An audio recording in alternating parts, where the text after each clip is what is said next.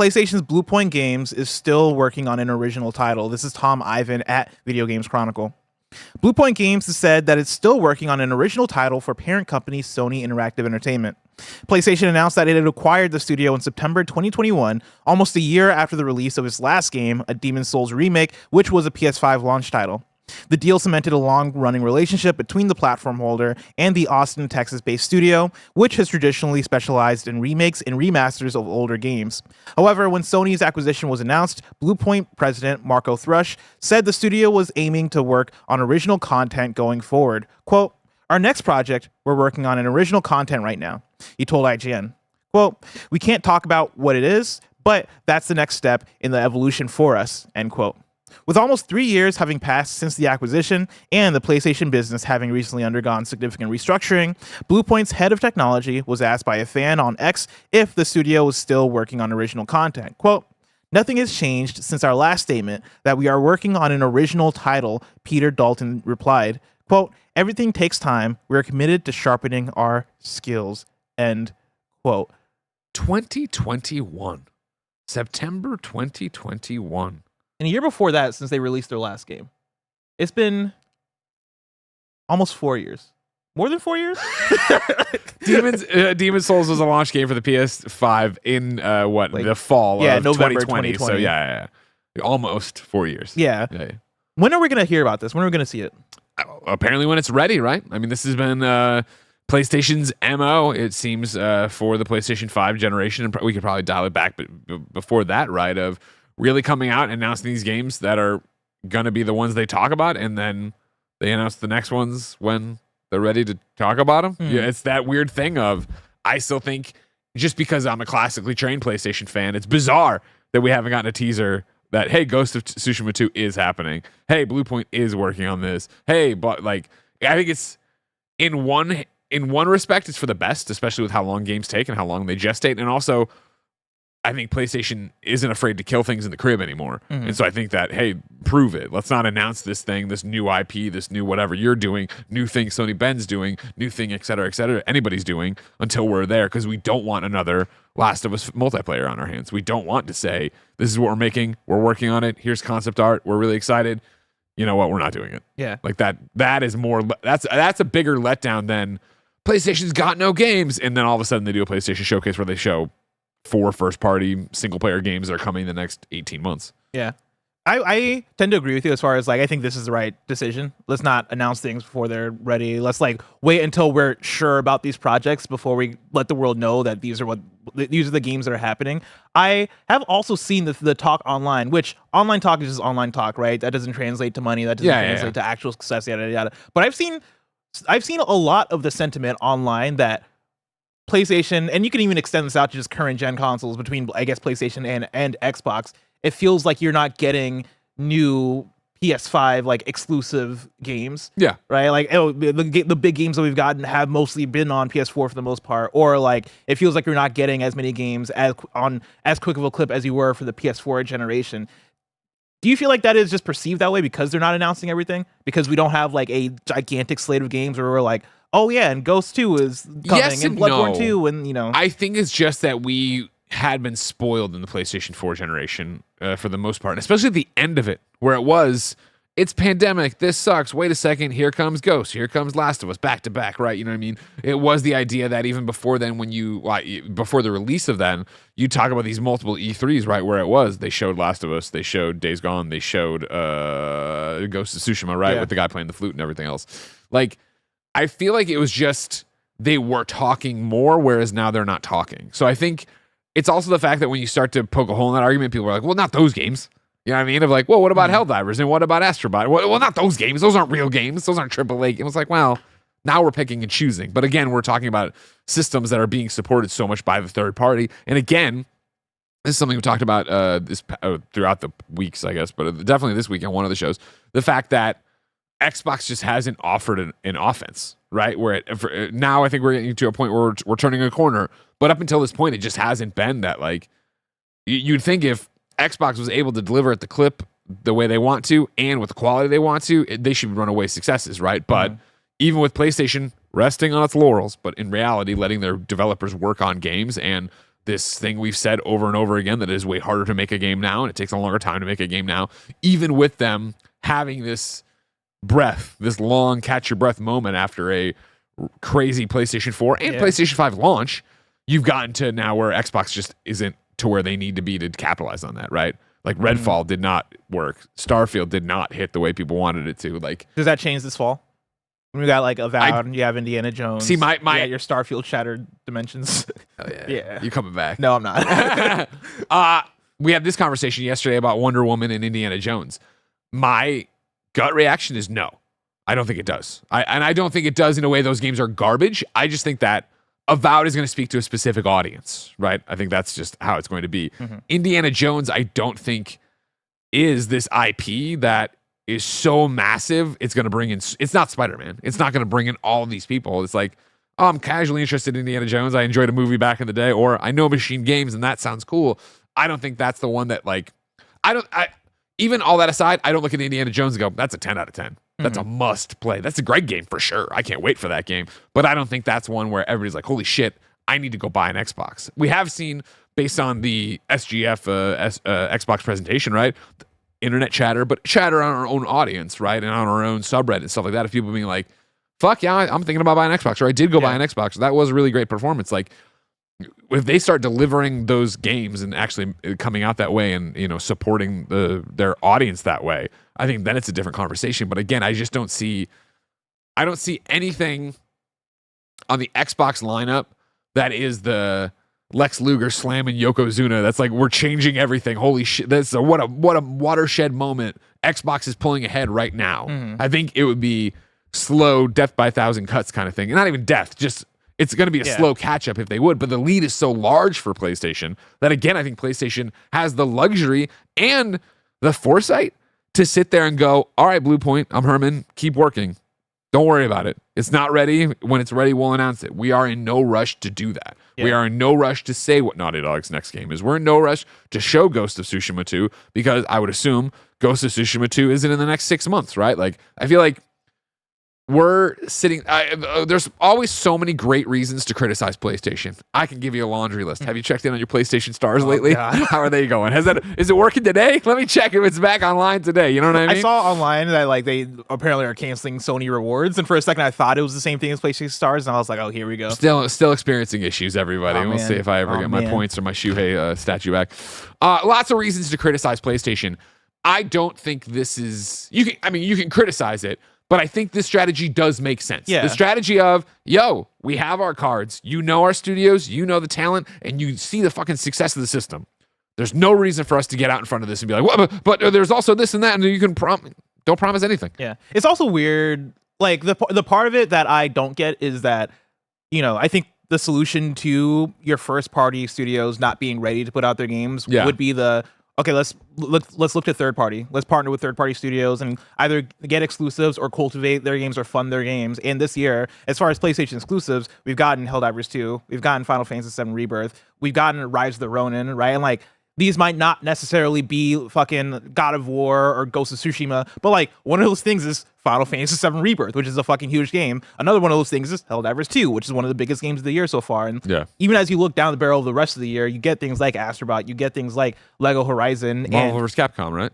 I mean, yeah, like not an exclusive, but when you're talking about the games that are coming to PlayStation, it's not like it's a drought. It's not. I think it is just PlayStation Studios proper, and that's the biggest thing, right? When you've got the install base the PlayStation 5 has, when you have the mind share PlayStation 5 has, you don't have to work hard like you're talking about.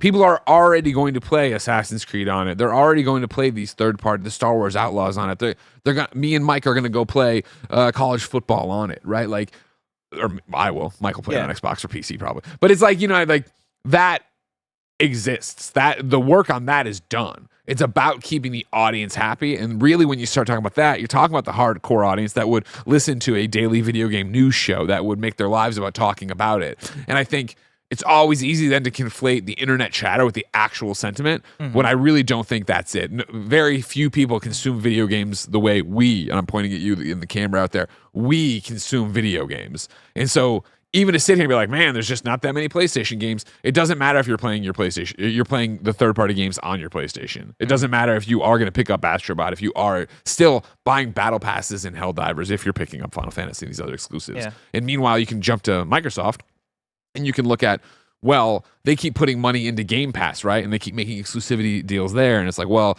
yeah, you can get Little Kitty Big City launch day on it and all these other things, blah, blah.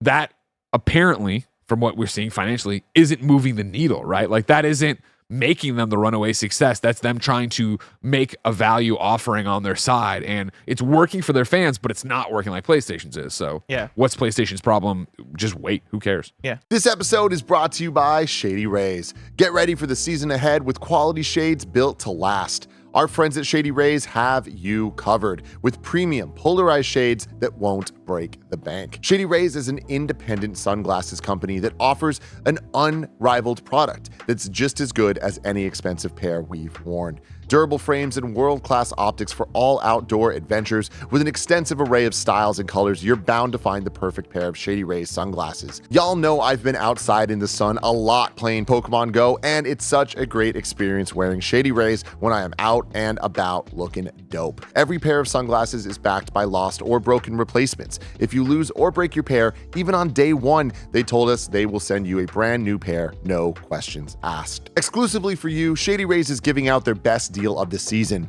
Head to shadyrays.com and use code KF20 for $20 off each pair of polarized sunglasses. Try for yourself the shades rated 5 stars by over 300,000 people. This episode is brought to you by Harry's. I always hate when I buy something and then I talk to someone else and I realize I way overspent and they got it for cheaper. It's happened to all of us, but getting ripped off is no joke, especially when there's razors involved. The people at Harry's were tired of seeing everyday people paying way too much for low quality shaving products. So they found a way to make beautifully designed razors without laughably high prices. You can get better designed and better value grooming products made by a company that forged their own path in the grooming industry. Harry's has been keeping me looking right for years, and you already know I'm going to count on them for a high quality shave for my wedding. Highest customer satisfaction in the shaving industry. No risk trial. You don't like your shave? No worries. It's on them. Convenient subscription options that allow you to cancel at any time, and you can stop getting ripped off. With Harry's, you can get a shave that's a cut above the rest. Get started with a $13 trial set for just $3 at harrys.com/kindafunny. That's harrys.com/kindafunny for a $3 trial set.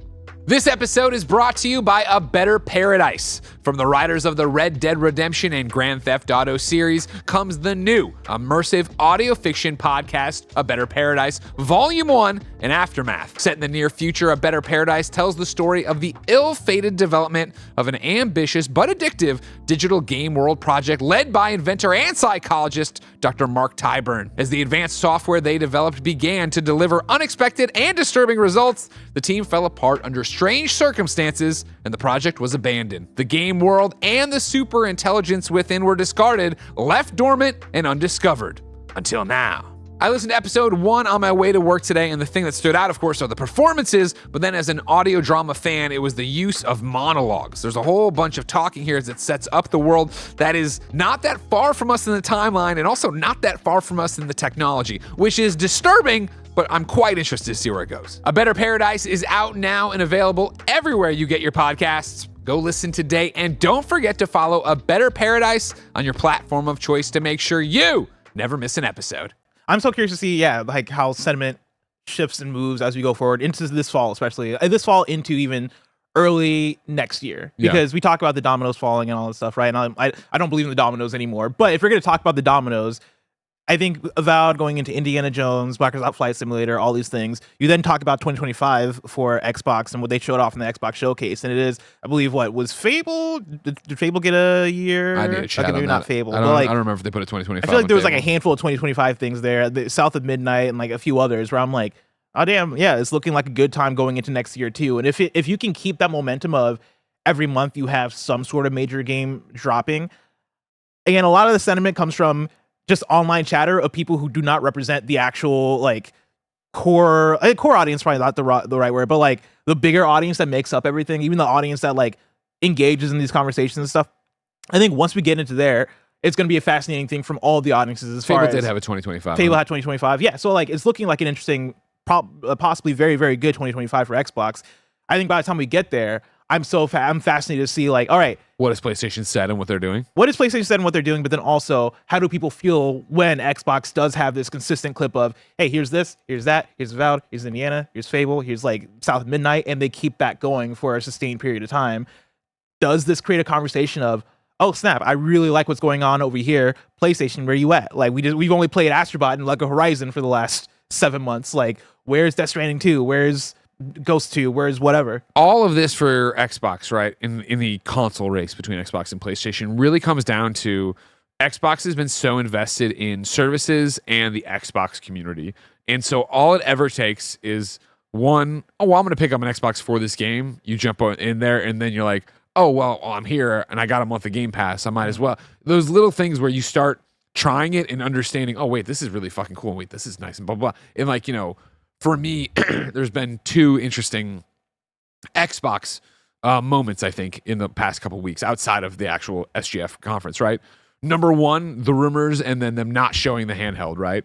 Which we assume is still real. But me now looking at every game that gets announced or we do a thing for and being like, man, and I'm sitting there playing the Portal at home every night and I'm like, man, when it is an Xbox in my hand that I can then take on the plane, that I can then do the thing or be on the bus with, it's like I said it on Gamescast yesterday, but it's like if Xbox was about to drop the handheld this year, like Dragon Age Origins, I'd play on Xbox. Yeah. Or not Origins, Dragon Age Veilguard. Yeah. I would play on Xbox, right? Like I'd be ready to go and I would be like, okay, fuck, I want to do that and I want that experience. And again, I know I own a Steam Deck. I could do that already, right? But still, just my preference of a console and a turnkey. And then not only that, the ecosystem, and this is my second Xbox wrinkle, right, is that they announced, okay, cool, we're putting the DeLorean in her Horizon.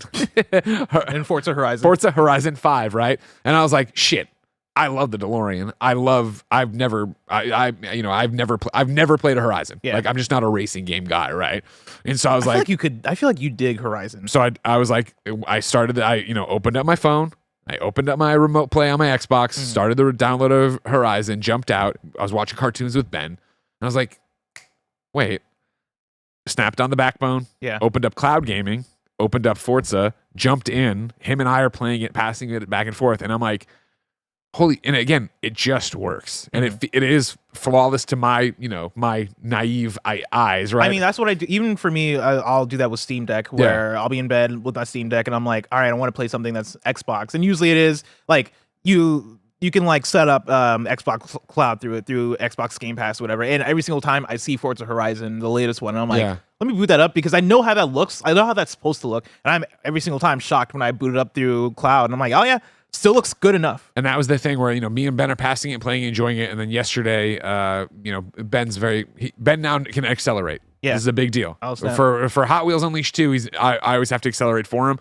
For Forza yesterday, he understood holding R2 and actually moving the stick. He just likes to do donuts though, so it's kind of hard to advance what we need to do. So I was like, you know what? I got time between the shows yesterday. I busted out the backbone, snapped it on. I was doing it, playing at my desk, driving around as a DeLorean. And I walked over to Mike and I'm just like, can you believe this is what the future is? Like we're doing it right now. Like I'm just on Wi-Fi doing this. It's got the DLC that I bought. I bought the DLC through the Portal Online. Or I actually got a code for it, but I used it online to redeem it. I've got it at home, sure, downloaded. I'm using it here. It's all attached. It's all doing the damn thing. It's all right there.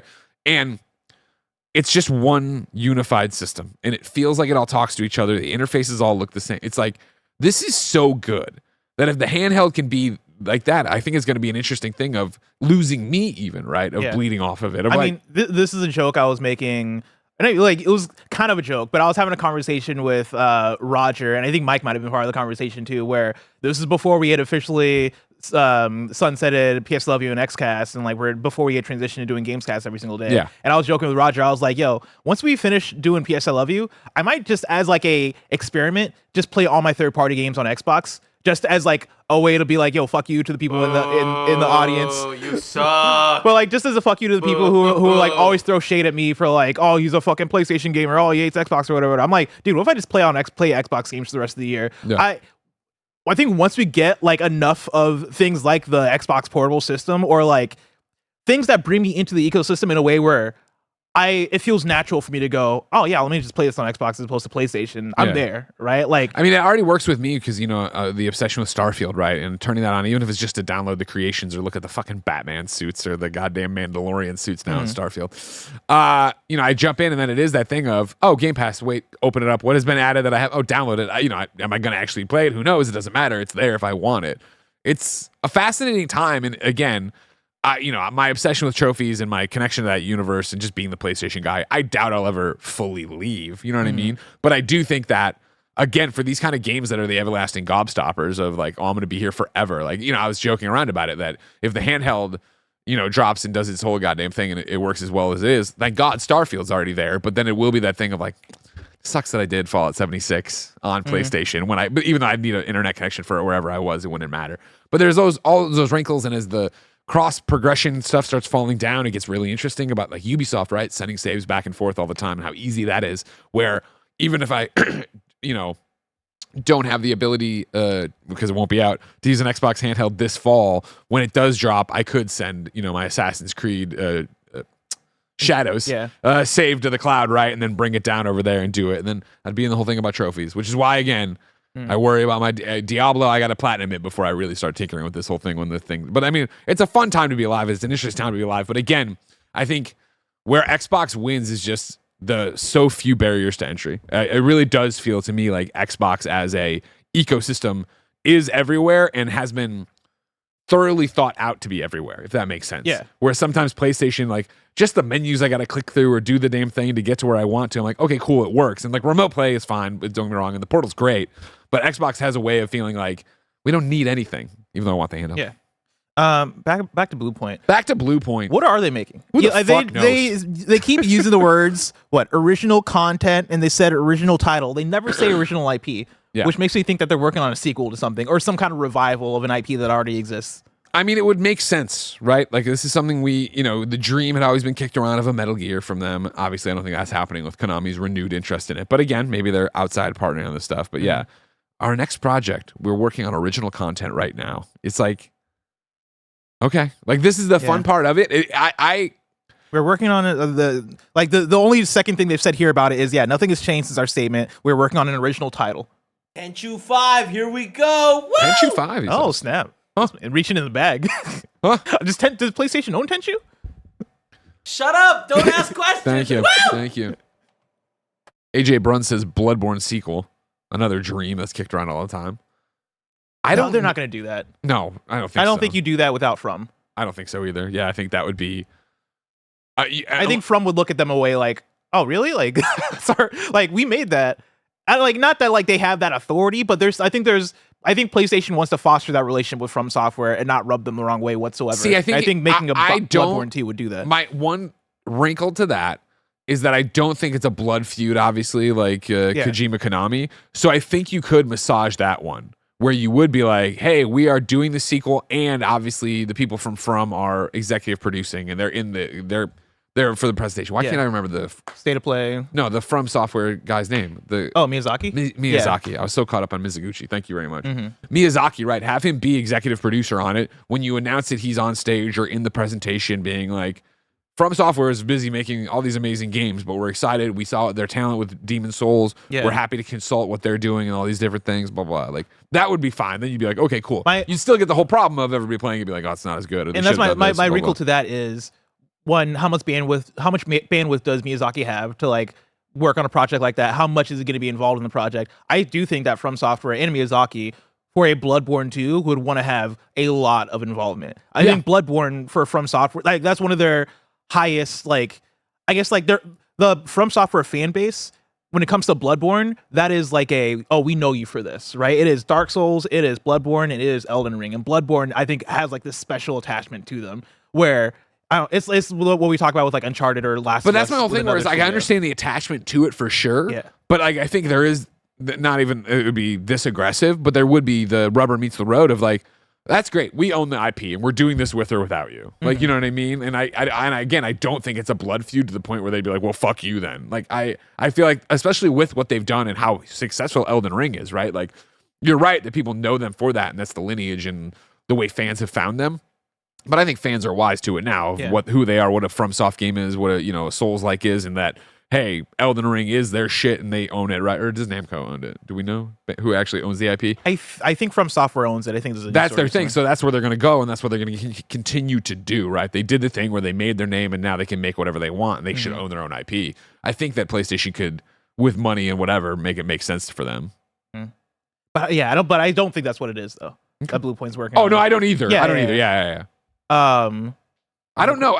My hope is like feel like Uncharted isn't out of the realm of possibility. the problem is this. Blue Point is so good at making games and remastering them and using them, blah blah blah, that like I don't know what their identity is.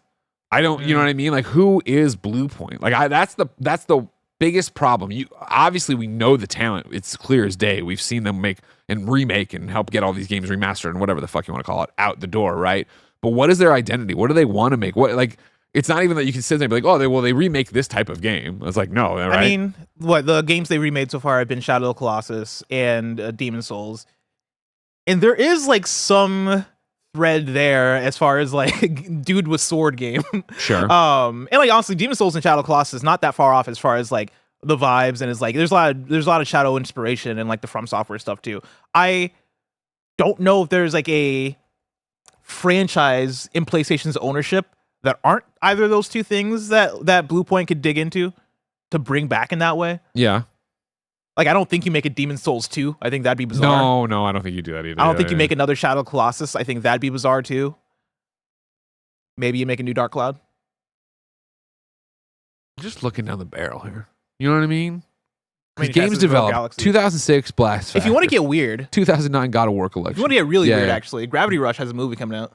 Yeah, they did Gravity Rush remastered. But again, Who made was that just Japan Studio? Who made Gravity Rush? yeah, right? Yeah. My thought there is that what a horrible return on investment. Yeah, no, You know, like, I agree with you. It's like But I would say that about doing a Gravity Rush show, where it's like, why are you doing this? that one. I feel like you've got And you're to. doing this without a project, without like some kind of game alongside it. I do think that reveal would be so underwhelming at a PlayStation showcase where you see the Blue Point logo and you see the Gravity Rush, and me, you, Tim, Andy look at each other like, oh, all right, cool. Like, out of all the lists, this is the one we would have chosen. But there's a fan base out there for Gravity Rush. Sure, yeah, I know. I'm sure both of them would be very excited. I think the argument there is just if you're worried about just do the fucking PlayStation, playbook at this point, where if you're worried about that, when the show drops, make sure you have the collection on PlayStation 5. True. Everything's bundled. There it is. It looks beautiful. Go play it that way. You can go to the store, you can pick the damn thing up, and you can jump right in where the show leaves off or whatever. When we talk about all this, honestly, my hope really comes down to that it is a completely new thing. Yeah. Because I hate the idea that you have this studio that's so talented and they have to keep picking through the bones of things that have come before. I'd rather it be that. And I guess there's wiggle room there of if it was Uncharted, but it was their own character and it was their own world, and they're not doing anything with Nathan except maybe a cheeky cameo here or there. But like trying to put them into any of these is not a lose-lose situation, but then you get into this of like, if you pick the wrong property and it's a Gravity Rush, everyone's like, oh, so we waited this many years for this. You know what I mean? It's been 5 years since your last game and this is what we got.